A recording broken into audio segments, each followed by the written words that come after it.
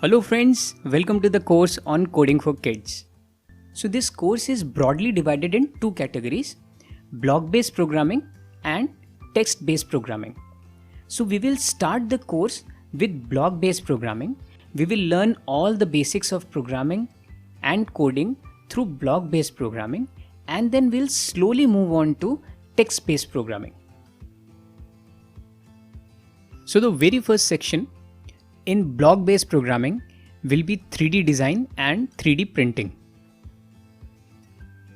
So in 3D design, we will build 2D and 3D objects and shapes which will be result of our programs that we have developed. So we will learn the basic of programming through building 3D objects. So after 3D designing, we will have a very brief introduction to 3D printing, where you will get an idea how to print 3D objects on a 3D printer. Then we will move on to the next section, which is application of the programming that we have learned in 3D designing. So we will apply the knowledge on programming of electronic chips and robots. So we will program the two electronic chips, Chibi-chip and Microbit. And then we will move on to the robotics section, where we will learn how to program Arduino Uno for robots, and we will also look into how to program Lego brick for various components.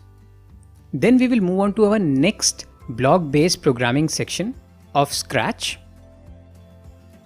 In this section, we will learn about building animations and games using Scratch software. So this is also going to be a very interesting section. And then we will move on to the next category, which is text-based programming.